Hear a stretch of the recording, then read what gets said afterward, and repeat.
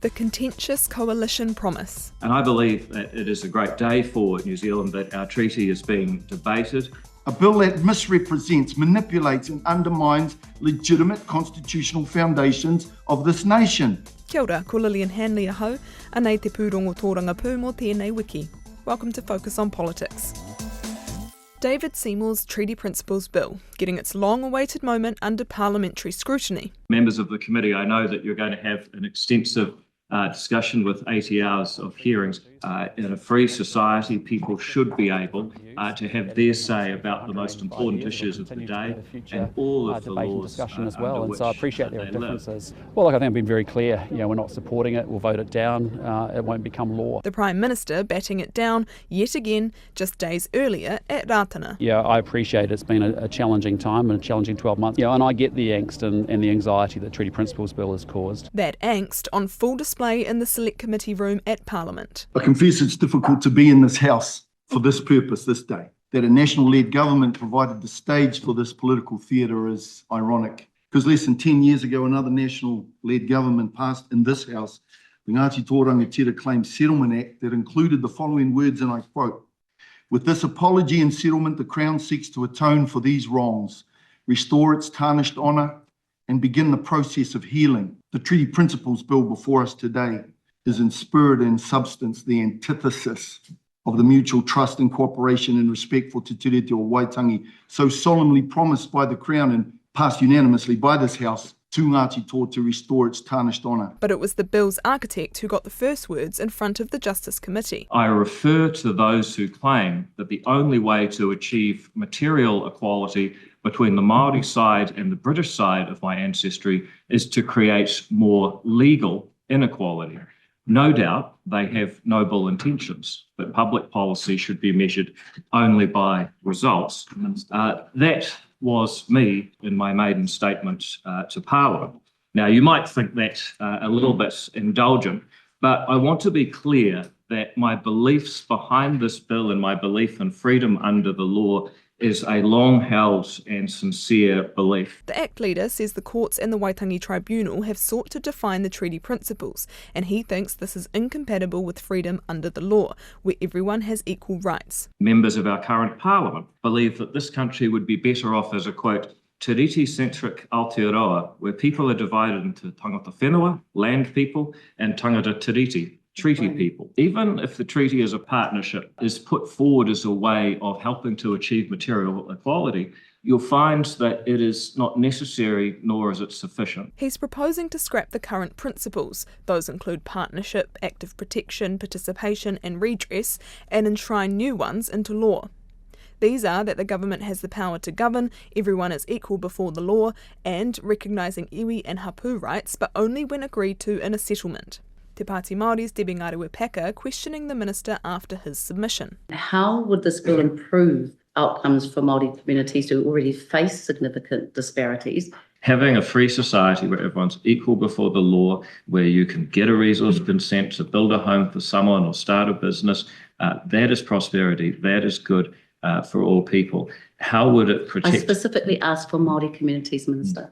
Well, I think the difficulty we might be having here is that I believe that Māori communities, Māori are people. Also, the Greens' Tamitha Paul. Why is it that you continue to subscribe to the same belief that the treaty was signed between races, despite the fact that so many academics around the treaty continue to reinforce the idea that the treaty was signed between two sovereign nations?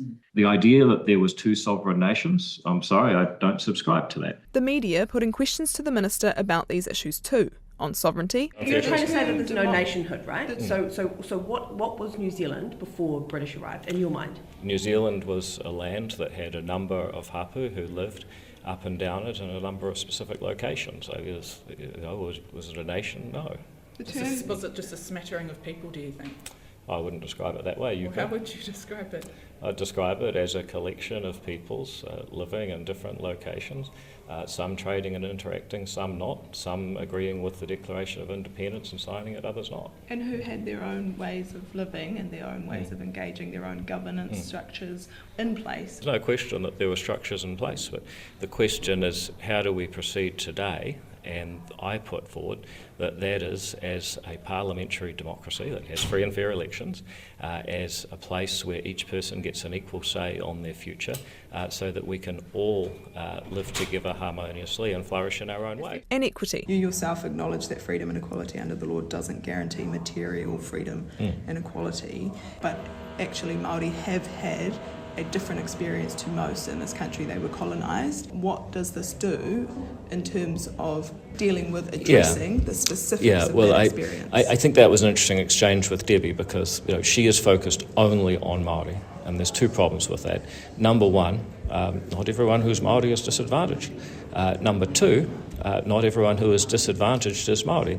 And my point is that we need to create a prosperous society for New Zealanders of all backgrounds. Nobody's disputing that, but equally what we see when we look at health statistics, prison stats, education stats, is that there is a different experience for Māori. Because you choose ethnicity as your lens, right? So I don't use ethnicity as my lens. How do you explain the stats? How do you explain those stats? Back inside the Select Committee room, though, submissions continued. Those in opposition to the bill. The principles of the treaty, as described in the bill, do not, in fact, reflect the purposes and intent of the treaty. They are not, therefore, treaty principles. There is an extraordinary ignorance in presuming otherwise. And those in support. The sovereignty of Parliament is under challenge in the courts and from members of the legal profession. One of their weapons is the undefined principles of the treaty. The bill, if enacted, would remove that weapon. And so on. It's shameful that Parliament and the legislative process has been used to try to give legitimacy to this made-up version of what was agreed in Te Tiriti and to mislead the New Zealand public in this way.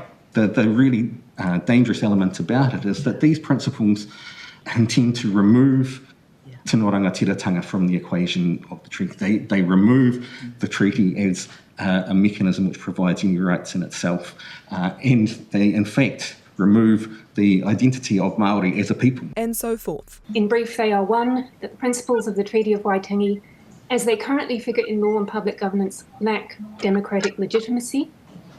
And two, that the Treaty of Waitangi should not be mined to generate constitutional principles.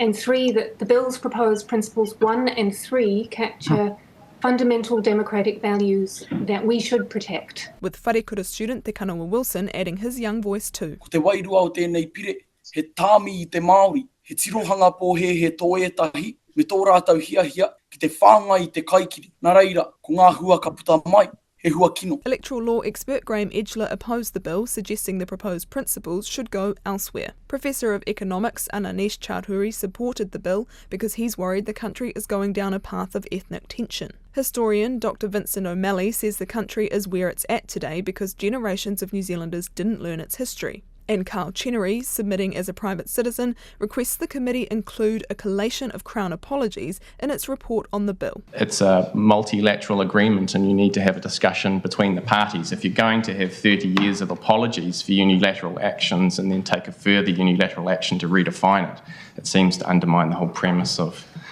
what every party here has supported. Pollster David Farrer supported the bill but hopes for consensus. I think a lot of the challenges we've had in the last 5-10 years are people are uncertain. They are anxious over how interpretations of the treaty impact them. Ultimately, these are political issues. They're not just judicial issues. You will not get the public acceptability, the legitimacy, if you just say, this is all going to be decided by the courts. And what it will lead to is more like the United States, where if you're going to say the courts are the only people who decide this, then judicial appointments will become political. Former Treaty Negotiations Minister Chris Finlayson, who thinks the bill is much ado about nothing, rejects that. I don't pay too much attention to that kind of debate, and the last thing we want in this country is a politicisation of the judicial appointments process, which has worked incredibly well, regardless of Labour or national administrations. Fellow former Treaty Negotiations Minister Andrew Little chimes in too. Correcting wrongs does not create inequality. It restores the situation to what it was or should have been. To deny the ability to uphold the terms of the treaty would itself be an act of inequality, and it would make treaty rights secondary or inferior to any other legal rights, and would therefore make Māori unequal before the law. Hobson's pledge spoke about their desire for equality. Different rights for different people, especially on the basis of race, ancestry, or belonging to some imagined separate polity, is a recipe for disharmony and resentment. Equality is essential to a harmonious and just society. It does not require that people be the same, value the same things, or frankly even like each other. Free and equal people in a democratic society are allowed to be different, to value different things, and to lead different lives. Former National MP Marilyn Waring tackles that notion. Now, where a person or peoples have been subject to socially constructed, historic, systemic and systematic, accumulative disadvantage, equality cannot be achieved through equal treatment. And there can be no question but that iwi and hapu in Aotearoa have been subject to socially constructed, historic, systemic and accumulative disadvantage. Educationalist Professor Elizabeth Rata makes a bid for liberal democracy. New Zealand's future may be that of a prosperous first world liberal democracy or a third world retribalised state. Yes. A first world tribal nation is a contradiction in terms. It is not possible. There can be no prosperity without individual equality and freedom.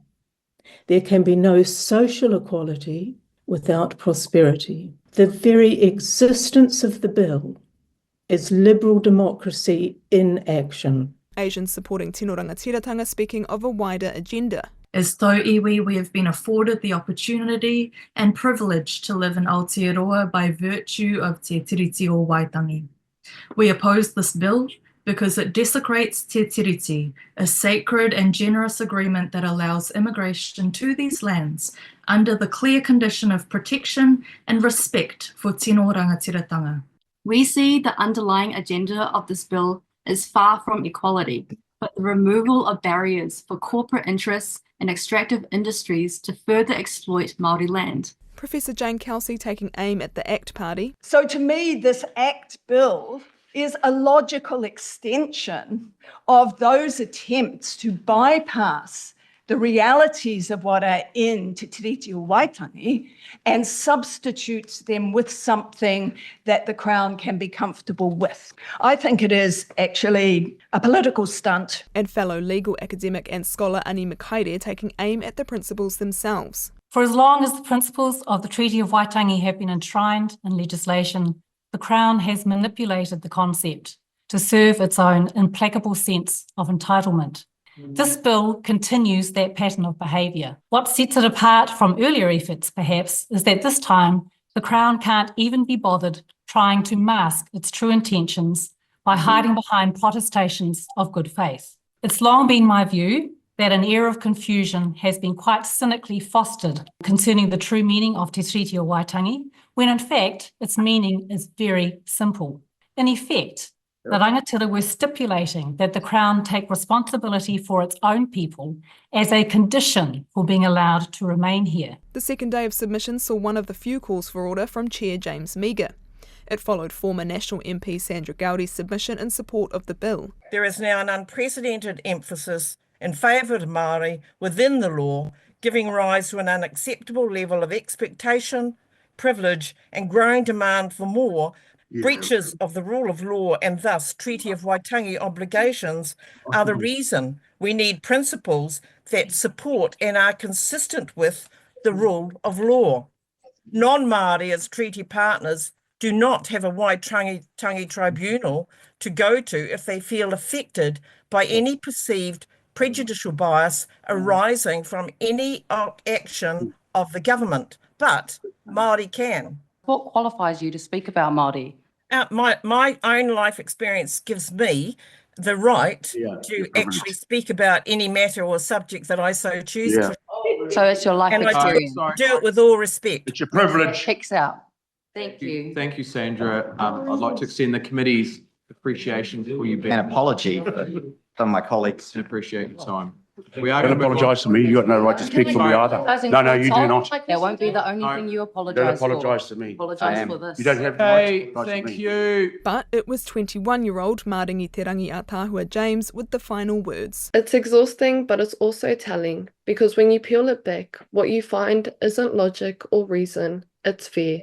Fear of change, fear of partnership, fear of losing control over a narrative that was never truly theirs to begin with. And while I can understand fear, I can't respect the way it's being used to justify this bill. Te tiriti isn't just history, it's our future. And no matter how many times this bill comes back, our answer will always be the same. Toi tū te tiriti. 10 hours of oral submissions down, 70 hours to go. That was Focus on Politics. I'm Lillian Hanly. Thanks for joining us. Mā te wā.